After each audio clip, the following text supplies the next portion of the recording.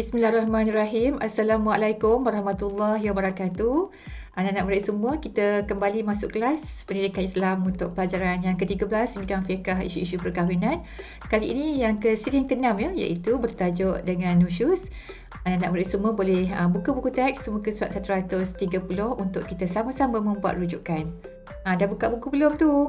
Dah ya? Okey. Mari kita belajar bersama Ustazah Azizah Usman dari Sekolah Si Puteri Said Berjaya. Jadi pertama sekali kita kena kaji apa agaknya maksud nusyuz. Ni bahasa Arab, nun, shin, waw, zai, nusyuz. Jadi bahasa Arab yang kita gunakan dalam istilah subjek kita dalam isu perkahwinan iaitu maksudnya lebih kurang macam derhaka ataupun ingkar. Okey, jadi berdasarkan buku, keengganan isteri mentaati perintah atau permintaan suaminya yang sah. Jadi kalau dia enggan taat suami, enggan akur permintaan suami dia, maka dia kena nusyuz. Dia pastikan suami yang sah lah kan ya. Dan juga permintaan tadi semua, perintah semua tu adalah berdasarkan kepada Islam yang tidak bercanggah dengan syarak ya. Jadi apakah dia hukum nusyuz? Hukum nusyuz ialah haram, berdosa lah maksudnya ya, bagi seorang isteri yang derhaka kepada suami atau nusyuz kepada suami, hukumnya adalah haram. Apakah contoh nusyuz?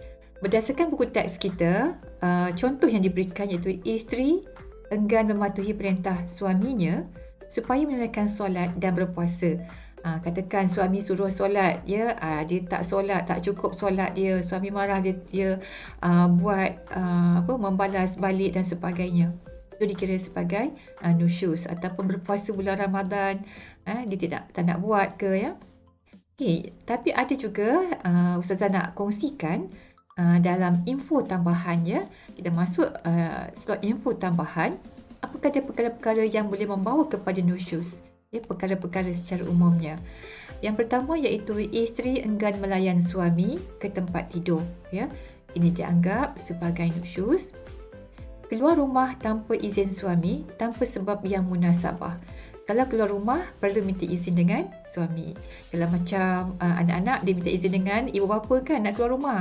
Jadi bila isteri minta izin dengan suami ya. Zaman sekarang tak ada masalah, kita boleh teks, message dan sebagainya ya. Tapi jika berlaku sesuatu keadaan di luar jangkauan, di luar jangkaan, katakan rumah terbakar ke apa benda, nak keluar rumah kena larilah kan, ada berlaku kemalangan dan sebagainya ya, kita kena keluar pada rumah tersebut. Itu tak apalah ya, maksudnya ada sebab yang munasabah. Lakukan kekasaran sama ada dengan perkataan atau perbuatan terhadap suami. Jadi jangan berlaku kasar dengan suami, pukul suami, sepak terajang suami ya. Astagfirullahalazim. Dan juga walaupun ada belt-belt ke taekwondo, aikido, karate do, semua dia tahu, silat-silat gayung, silat-silat apa benda semua tahu, tapi dengan suami kenalah berlemah lembut ya. Okey, ataupun dengan perkataan, maksudnya janganlah berkata yang kasar, berkata yang tidak baik, berkata meninggikan suara ya. Kemudian ingkar perintah suami yang tidak bercanggah dengan syarak.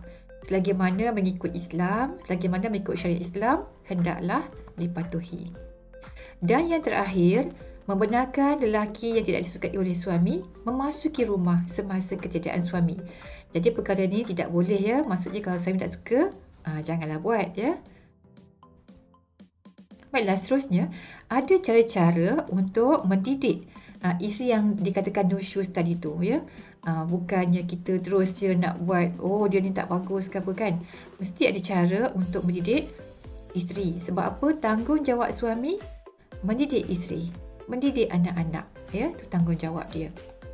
Ini berdasarkan daripada surah An-Nisa ayat yang ke-34. Cara mendidik yang pertama, memberi nasihat dengan penuh hikmah ya. Jika lihat ada masalah, diingkar, tidak ikut perintah dan sebagainya, hendaklah dinasihati terlebih dahulu. Nasihat pun dengan hikmah, dengan bijaksana, dengan lemah lembut, dengan kasih sayang ya. Dengan kata orang tu, dengan secara berlapik dan sebagainya, ikut keadaan, ikut situasi ya. Kadang-kadang bila cakap lembut dia dengar, kadang-kadang cakap lembut tak dengar, ikut situasi masing-masing ya. Step yang kedua, memisahkan tempat tidur. Macam mana tu? Nak belah katil ke? Tidaklah. Tetapi tinggalkan isteri tadi tidak tidur dengannya dalam tempoh dia nusyuz tadi. Mudah-mudahan isteri tadi dia mendapat keinsafan. Mudah-mudahan ada terkesan dalam hati dia. Dia akan cakap, kenapa ya suami dia nak tidur dengan dia? Mesti ada sebab dia. Jadi kat situ ini step yang kedua. Dan yang ketiga, memukulnya dengan tujuan mendidik. Jadi ingat ya semua, bukanlah kata Islam benarkan pukul macam mana, tetapi dengan tujuan mendidik. Bukan tujuan untuk mencederakan, sekadar mendidik, mengajar dan mengisafkannya. Kemudian hendaklah bukan pada tempat-tempat yang sensitif seperti di muka, di perut ya. Dan juga bukan dengan alat-alat yang boleh sampai membahayakan ataupun mencederakan. Mungkin sekadar menggunakan bantal, menggunakan tuala dan sebagainya. Kadang-kadang kita ibu-ibu pun kita ada pukul anak. Bukan pukul anak, kita pukul, kita ambil rotan, kita pukul dinding. Kita pukul lantai. Tak pukul anak pun, ya. Nampak macam pukul, tapi pukul dinding, pukul anak, pukul lantai. Tak kena pun kepada anak tu. Sekadar memberi amaran sahaja kepada anak, ya. Jadi apa-apa hal pun doa tu penting, ya. Berdoa kepada Allah, mohon isteri yang nusyuz tadi itu akan kembali ke pangkal jalan, akan ikut perintah suami dan sebagainya. Kita rujuk kepada Islam, kita kembali kepada Allah Subhanahu Wa Taala. Ada kesan-kesan nusyuz ya terhadap isteri, suami, keluarga dan masyarakat. Sebab tu ini perlu dibendung di peringkat dalam keluarga lagi ya. Kesan kepada isteri yang pertama akan hilang hak nafkah daripada suaminya bagi isteri yang nusyuz tadi. Dan juga jika berpoligami akan hilang giliran bermalam bersama suaminya. Ya, ada giliran kan ya, kalau katakan 2 atau 3 isteri dia ada giliran, maka jika dia nusyuz akan hilang giliran dia. Kemudian kepada keluarga. Di sini kita akan lihat ya, anak-anak akan hilang rasa hormat kepada ibu bapa. Sebab apa dilihat katakan ibunya berkasar dengan bapanya ya. Ada pergaduhan, ada perselisihan, jadi menghilangkan rasa hormat. Bila melihat keadaan demikian, jiwa dan minda anak-anak akan tertekan ya. Sebab apa ya? Apabila keluarga yang bahagia, keluarga yang sakinah, keluarga yang tenang, aman, damai, menyebabkan semua dalam rumah tersebut akan rasa tenang juga, akan rasa bahagia. Jadi sebab itu elakkanlah nusyuz ya. Kepada suami pula, suami akan rasa tercabar ya, hilang pertimbangan sebab isteri tadi berkasar dengan dia. Contoh isteri dia memukul dia ke ya. Jadi menyebabkan tidak balas daripada suami. Ya, suami akan pula bertindak kasar sekali lagi, memberikan balasan kepada isteri tadi. Sebab itu perlu dielakkan di peringkat awal.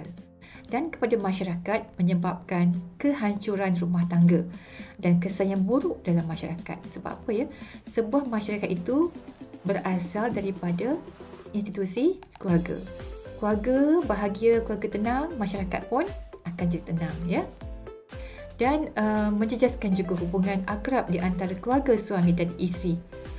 Kalau katakan isteri yang buat sesuatu ya, yang nusyuz tadi, dia bertindak kasar, jadi menyebabkan pergaduhan. Nanti keluarga ni kata dia yang mulakan dulu, keluarga B pula kata dia yang mulakan dulu.